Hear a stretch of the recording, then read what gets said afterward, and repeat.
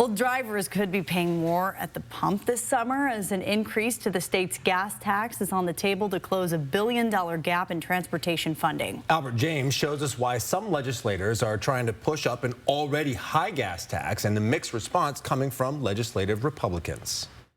This is unprecedented in terms of where we're at in transportation. Legislative leaders on both sides of the aisle say the current resources available aren't enough to meet the state's transportation needs. They say increases in construction costs have created a $1 billion shortfall that could balloon up to $4 billion in 6 years.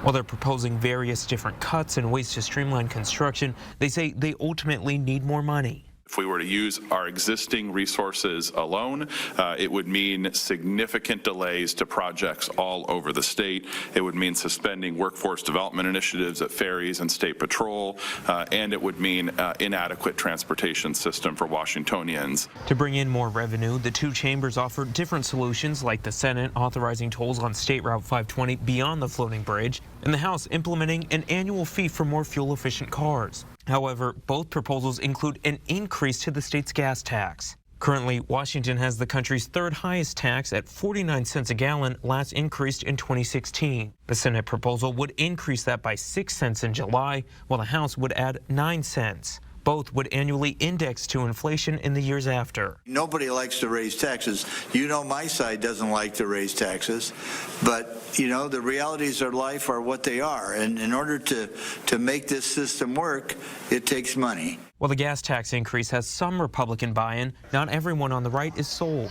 House Transportation Ranking Member Andrew Barkis says the gas tax, along with other proposed fees and taxes from the transportation and operating budgets, all come at a bad time. Washington State is feeling the pressures of how expensive it is to live, to work here. And when you look at the environment right now with what's coming in the next 30 days, with all these tax proposals that are being put forth, this is just not the right time to be talking about increasing that pressure on the people of Washington.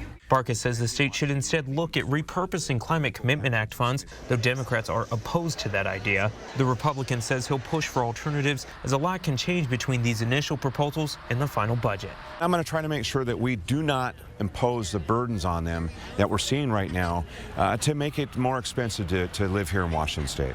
Both transportation proposals are set to be voted at a committee by the end of the week. Then comes floor votes and later a conference committee to reconcile their differences and pass one budget by the end of the session. At the state capitol in Olympia, I'm Albert James reporting.